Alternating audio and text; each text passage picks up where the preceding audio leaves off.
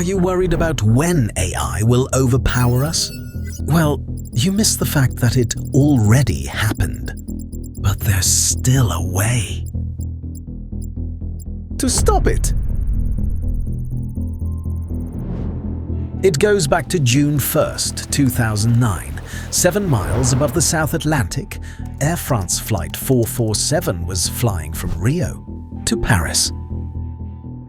The plane was calm. Everything seemed normal. Until it wasn't. Tiny ice crystals clogged the plane's speed sensors. The instruments started showing conflicting numbers and the autopilot switched off.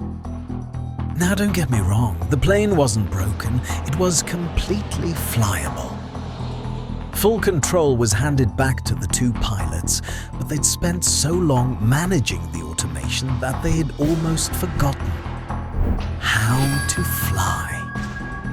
For 4 minutes, they fought against their own confusion until the plane stalled and fell into the ocean. This isn't a story about evil machines. It's about the invisible line between using a tool and becoming one. The risk isn't using AI, it's over-relying on it. Every time you ask an AI to summarize a book, draft an email, or plan your vacation, you're making an invisible trade. You're trading a little bit of your own mental effort for a huge amount of convenience. And that feels great. It's efficient. But what happens when we make that trade over and over again? Welcome to the age of cognitive offloading, where we delegate mental tasks to machines. It's not inherently bad. Notes, calendars, and calculators exist for a reason. In fact, it can make us faster and sharper if used well. But over-reliance? Think of your brain as a muscle. Overdependence on cognitive offloading is like hiring a robot to lift all your weights at the gym. Sure, you get through the workout faster, but you're not actually getting any stronger. You're delegating the very work that builds capacity. This isn't just a theory, we're all feeling it. When was the last time you memorized a phone number or drove to a new place without GPS? We're already living with the Google effect. We remember where to find information, not the information itself. Our brain doesn't bother storing data it knows is just a click away. Efficient? Yes, but memory is a muscle. Stop using it and it stops showing up when you need it. The consequences of over-reliance on AI aren't sudden or dramatic. It's a slow erosion of our most human skill, critical thinking. Some studies suggest that over-reliance on AI can lead to a potential 75% reduction in critical thinking skills. This dependency can foster what some researchers call cognitive laziness, where we become less inclined to engage in the deep, analytical thinking that leads to breakthroughs. Therefore, our ability to solve problems, make decisions, and even create something truly new can start to atrophy. Why innovate when you can just prompt? In one multi-country study, researchers found that heavy reliance on AI dialogue systems led to 68.9% of participants exhibiting increased laziness and nearly 28% showing degraded decision-making. AI can reduce cognitive load and boost efficiency. Great. But the problem gets deeper because the co-pilot we trust isn't always reliable.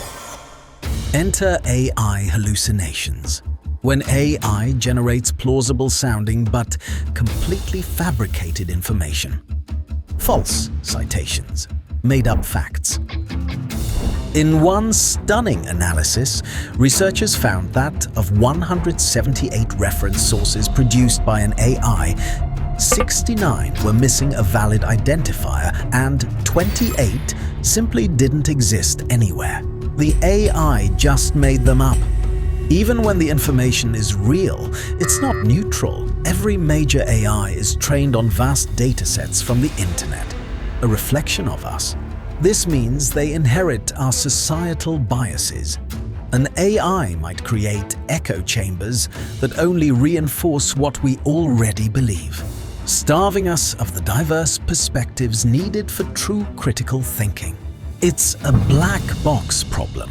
We get an answer, but we often have no idea how the AI arrived at it, what biases it carries, or what information it ignored. If we're too dependent, we don't even realize when we are being misled. Over-reliance leads to blind trust, and blind trust leads us off cliffs.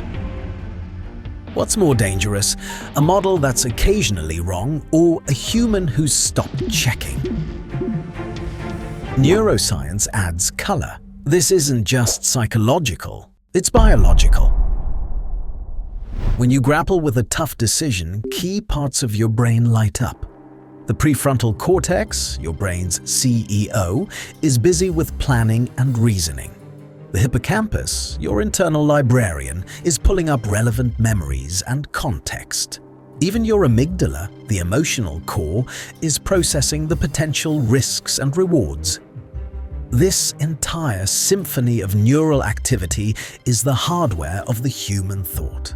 But when we consistently offload these tasks, we risk letting these crucial circuits weaken. We're quite literally thinking less. So, what do? The solution isn't to abandon these powerful tools, it's to change our relationship with them.